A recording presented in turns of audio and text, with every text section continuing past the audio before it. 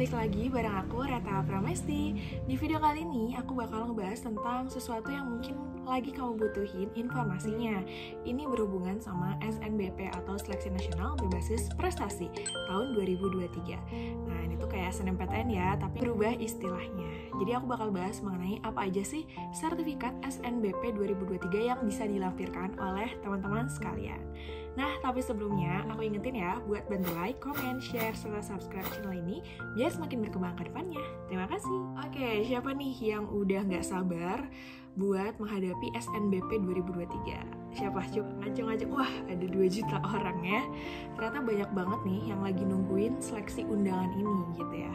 Kamu udah tahu gitu kan beberapa perubahannya, bahwa nanti tuh ada bobot persentase bagi masing-masing PTN, fakultas, dan juga jurusan yang menentukan baik dari nilai raport keseluruhan, nilai raport peminatan, dan juga di luar nilai raport, misalnya sertifikat ataupun faktor-faktor lain yang mendukung yang menjadi penilaian untuk diterima di jurusan tersebut. Nah, kali ini aku bakal bahas tentang apa aja sebenarnya sertifikat yang bisa dilampirin gitu ya.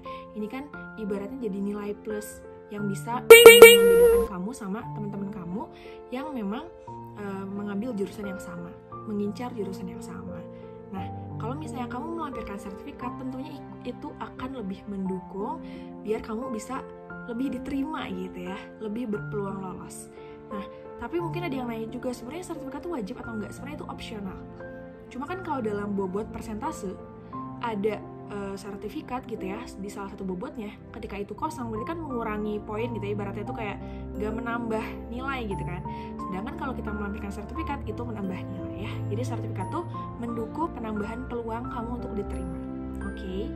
Lalu sekarang kita bahas sebenarnya sertifikat-sertifikat apa aja sih yang bisa dilampirkan di SNBP 2023. Jadi aku bedakan menjadi 3 jenis gitu ya.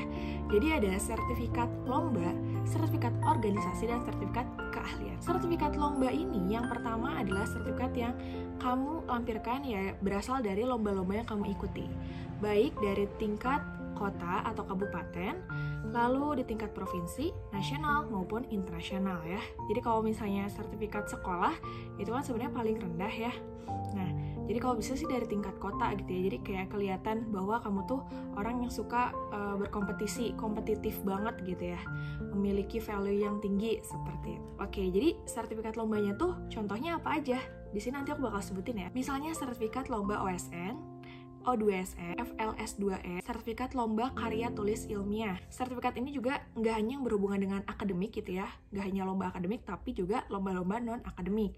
Kayak misalnya sertifikat menari, sertifikat video gitu ya, membuat video atau kreator, konten kreator gitu, sertifikat olahraga, sertifikat seni rupa atau lukis, sertifikat seni atau tari, drama atau musik, seni suara atau musik, dan sertifikat olimpiade. Kan olimpiade tuh banyak banget ya, berdasarkan mata pelajaran, misalnya bisa matematika, fisika, kimia, biologi, ekonomi, sosiologi, geografi, sejarah, dan lain-lain ya. Yaitu pokoknya ruang lingkup yang sertifikat lomba ya. Atau misalnya juga sertifikat debat gitu ya, kalau misalnya kamu suka ikut lomba-lomba debat, PPKN, hukum, dan lain-lain. Oke? Nah, itu untuk sertifikat lomba. Yang kedua adalah sertifikat organisasi.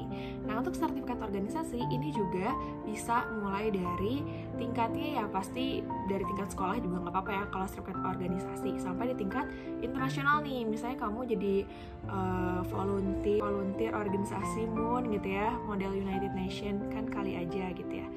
Kamu jadi ketua pelaksana, wah itu kayak nilai plus banget. Sertifikat organisasi ini tuh kalau misalnya kamu mengikuti organisasi misalnya baik di sekolah ataupun misalnya di tingkat kota, provinsi, nasional, internasional, baik yang mengepalai suatu posisi, misalnya kayak ketuanya, sekretaris, bendahara, atau misalnya kepala bidangnya, atau bahkan staff gitu ya.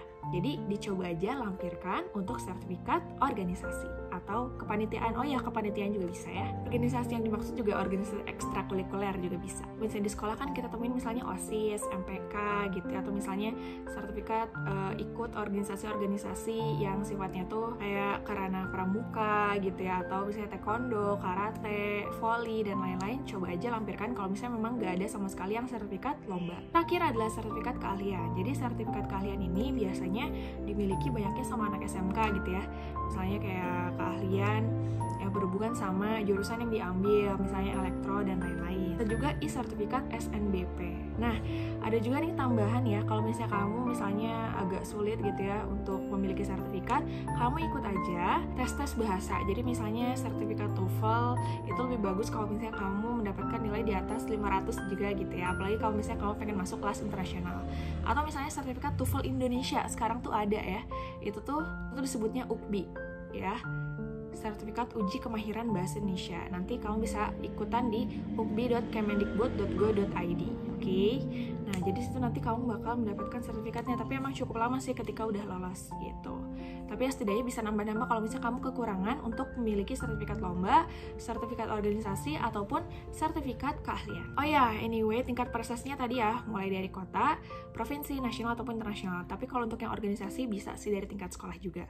Dan kalau misalnya kamu tuh kayak cuma jadi peserta dalam suatu lomba, nggak apa-apa ya, lampirin aja. Akhir itu adalah jenis prestasi. Jenis prestasi juga misalnya kamu tuh dapetin dalam lingkup individu gitu ya, itu boleh, dan dalam lingkup kelompok juga boleh. Jadi misalnya kamu tuh punya tim gitu ya, tim cerdas cermat, ikutan lomba cerdas cermat ekonomi, kamu menang. Nah itu ketika kamu dapat sertifikat kan ada yang buat timnya, ada yang buat individu. Nah bisa dilampirkan salah satunya. Oke, nah udah sih informasinya segitu aja.